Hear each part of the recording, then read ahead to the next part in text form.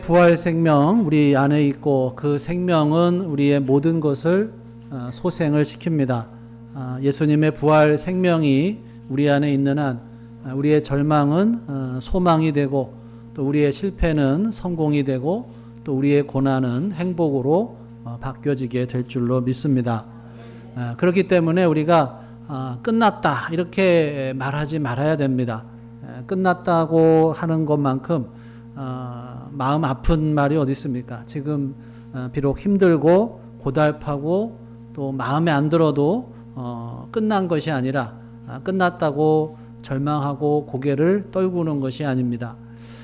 예수님의 부활 소식이 바로 그날 퍼져나갔습니다.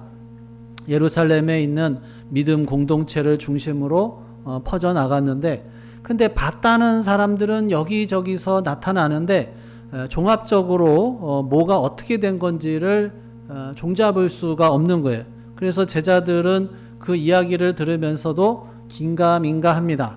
자, 그런 상황에서 그날 오후 오늘 본문에 등장하는 두 사람의 이야기가 시작이 됩니다. 그날 엠마오로 두 사람이 내려가고 있는데 엠마오는 예루살렘에서 약 한 10km 정도 떨어진 곳으로 두 사람이 그리로 가고 있었습니다.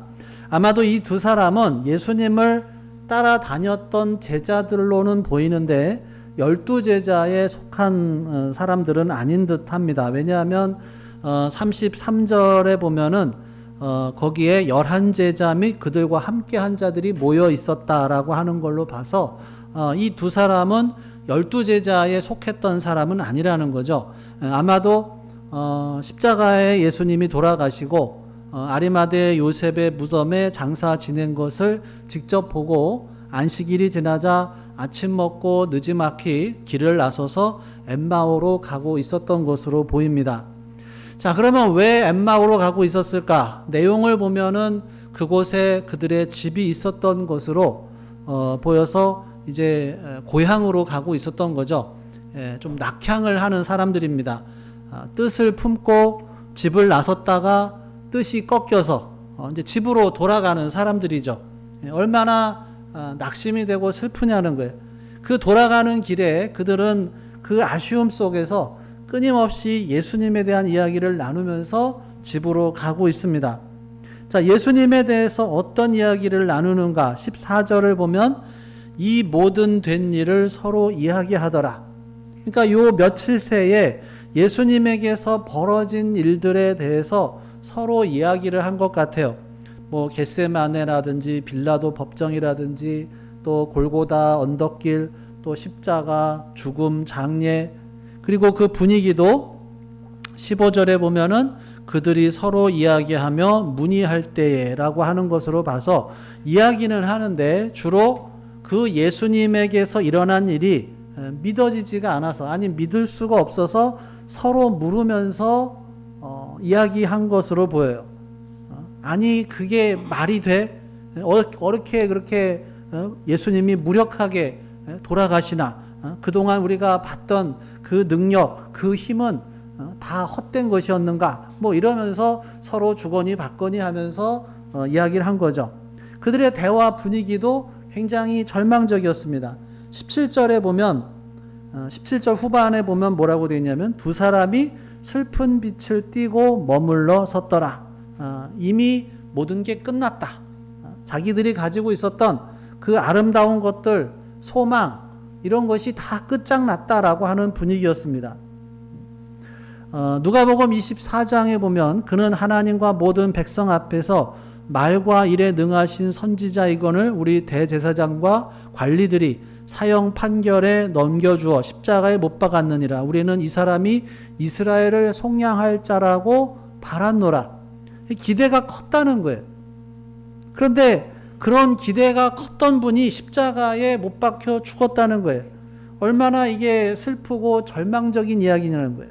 그 예수가 죽었다는 것도 슬픈데 자기들의 기대가 무너졌다는 게 더 슬퍼 보이는 거예요. 자, 이런 절망적인 이들에게 부활하신 예수님께서 찾아오셨습니다. 그들의 대화에 불쑥 끼어드셔요. 그런데 궁금증이 생기죠. 왜 이 사람들은 부활하신 예수님을 몰라봤을까?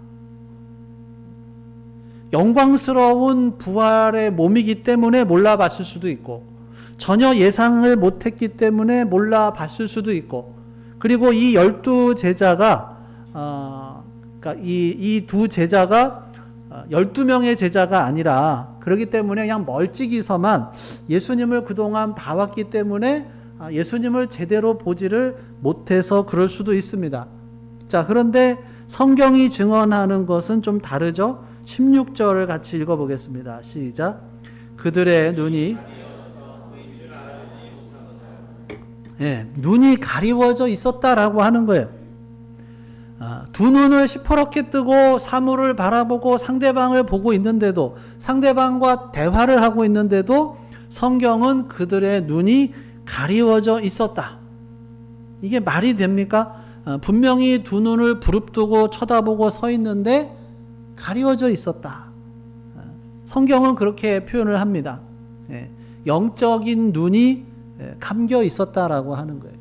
영적인 감각이 죽어 있었다는 거예요. 자기들을 찾아오시는 예수님을 알아보지도 못하고 말을 걸어오는 예수님을 바라보면서도 깨닫지를 못했습니다. 예수님과 대화를 하면서도 몰랐어요. 아무리 성경을 많이 알고 지식이 풍부해도 그 눈이 감겨 있으면 예수님을 알아보지를 못합니다. 정작 중요한 것을 모릅니다. 그냥 쓸데없는 것에나 신경 쓰고 정작 신경을 써야 할 하늘의 역사에 대해서는 맹인, 시각장애인에 가깝다라고 하는 것입니다. 이 눈이 뭐냐? 영적인 감각이에요. 영적인 감각. 줄이면 영감이 되겠죠. 우리들에게 영감이 없으면 아무리 증거가 많고 증인들이 둘러 있어도 진실을 대하고 있어도 아무것도 모른다는 거예요. 감각이 없어요. 그 밖에 금강석이 굴러다녀도 저는 그게 금강석인지 그냥 굴러다니는 돌멩이인지를 몰라요. 왜? 거기에 대한 감각이 없으니까. 이곳에 하나님의 영광이 충만해도, 성령의 권세와 거룩함이 충만해도 영적인 감각이 없으면 그냥 무덤덤한 거예요. 어떤 분이 그래요. 교회에 처음 나와서 예배를 드리는데 사람들이 이렇게 막 아멘 하고 소리를 치는 거를 몰랐다고, 정신이 좀 이상한 거 아닌가.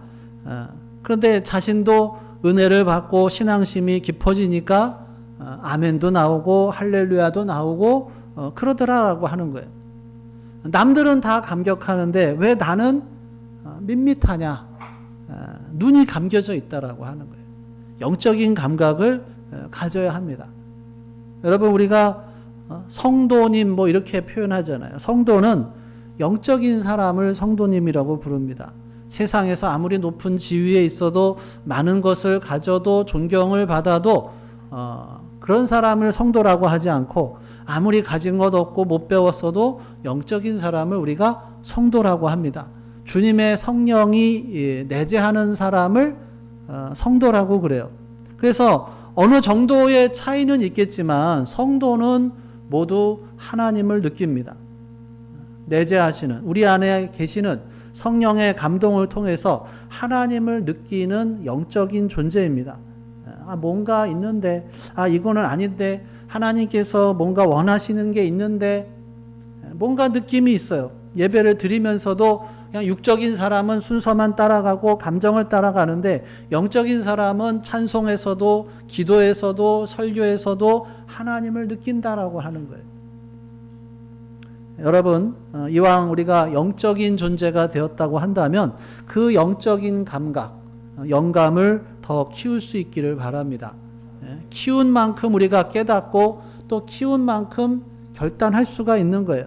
그래서 내 삶의 현장에서 하나님의 뜻을 분별하고 또 내 삶 속에 다가오는 주님을 느끼고 또 모든 일에 주님의 힘을 느끼고 또 그 힘으로 권세 있게 살 수가 있는 것입니다. 여러분의 영성이 부활하신 생명의 주 예수님을 바라볼 수 있기를 주님의 이름으로 축원합니다.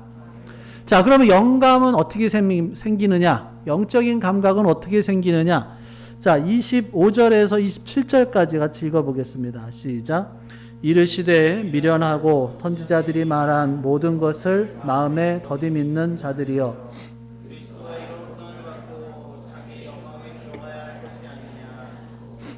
이에 모세와 선지자의 글로 성경에 쓴 바 자기에 관한 것을 자세히 설명하시니라.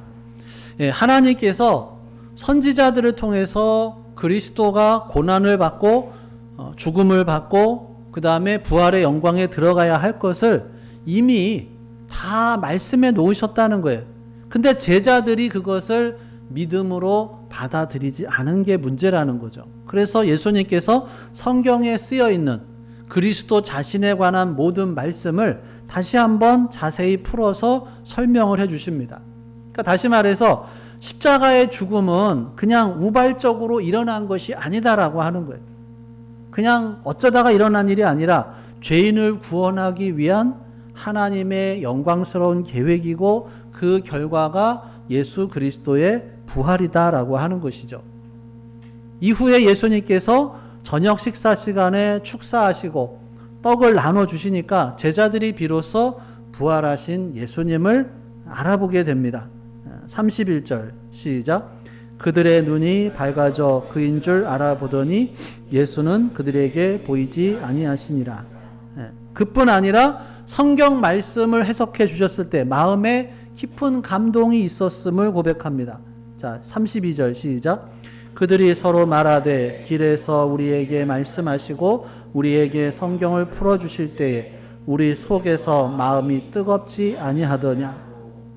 여러분, 하나님의 말씀은 살아있고 운동력이 있어서 믿음이 없는 제자들의 마음을 다시금 살아 움직이게 합니다.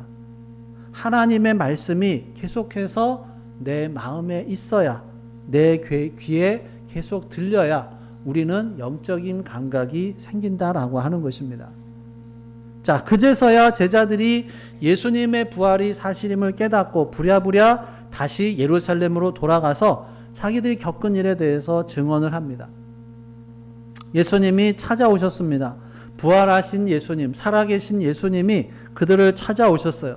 비록 처음에는 눈치를 못했지만 결국 그들은 예수님을 알아봤습니다. 그리고는 돌아옵니다. 예수님을 만났으면 돌아와야 되는 거예요. 그리고 새로 시작하는 거예요.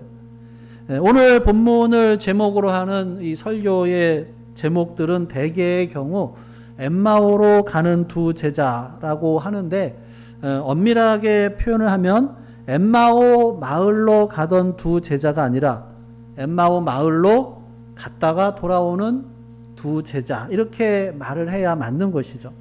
예수님께서 찾아오셨고 부활하신 예수님, 살아계신 예수님이 그들을 찾아오셨어요. 처음에는 몰랐는데 나중에는 알아보고, 그리고는 어떻게 해요? 다시 갔다가 돌아왔다는 거예요. 예수님을 만났으면 다시 돌아와서 새롭게 시작을 하는 거예요. 끝났다.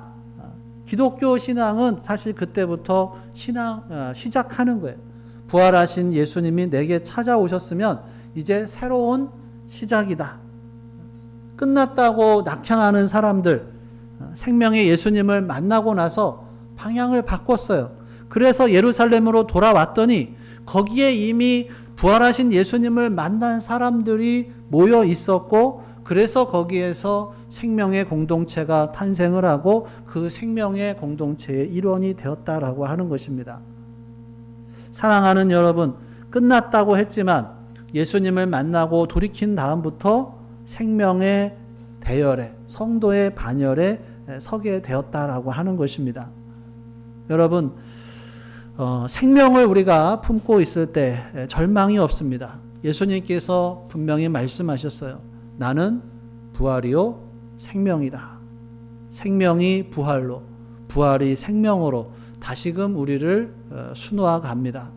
아무리 삶이 힘들고 어렵고 힘들어도 이제는 끝이다라고 말하지 마십시오. 주님께서, 예수님께서 우리와 함께 하십니다. 조심스럽게 묻습니다. 정말 예수님의 살아계심을 믿습니까? 어떤 사람들은 아직도 십자가 밑에서 무덤가에서 서성이면서 우는 사람들도 있어요. 아직도 낙향하면서 절망하는 사람들도 있습니다. 예수님께서 부활하셔서 살아계셔서 우리와 나와 함께하고 계십니다. 엠마오로 낙향하던 제자들처럼 눈이 어두워져서 영적인 사람이 못 돼서 예수님과 대화를 하면서도 함께 걸어가면서도 예수님을 못 알아보고 맨날 의심만 하고 실제로 믿지 않으면서 그저 형식과 절차나 또는 체면과 예식에 막혀서 그렇게 그냥 내려가고 있는 것은 아니냐라고 하는 거예요. 예수님을 만났으면 다시 예루살렘으로 돌이켜야 하는데 계속 그냥 낙심해가지고 엠마오로 내려가고 있는 것은 아니냐라고 하는 것입니다. 내가 심각하게 고민하고 아파하고 두려워하고 염려하는 것은 아직 부활하셔서 살아계신 예수님이 내 곁에 없기 때문에 그런 것은 아니냐라고 하는 것입니다. 정말 하나님의 아들 예수님이 부활하셔서 나와 함께 내 인생의 현장에 분명히 살아계시고 동행하심을 알고 믿는다면 고민하다가도 아유 모르겠어요. 주님께서 알아서 해주셔요. 하고 완전히 맡기고 부활하신 주님께서 우리에게 말씀하신 대로 너희에게 평강이 있을지어다 하신 평강의 삶을 살아갈 수 있기를 바랍니다.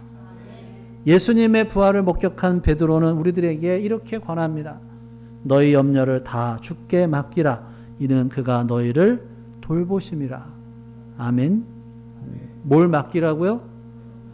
누구에게? 왜? 돌보시니까. 돌보시려면 살아 있어야죠. 어떻게 죽은이가 돌봐줍니까? 부활하셔서 살아계신 예수님, 그 예수님께서 우리를 돌보고 계시니 염려를 다 예수님께 맡기라고 하는 것입니다.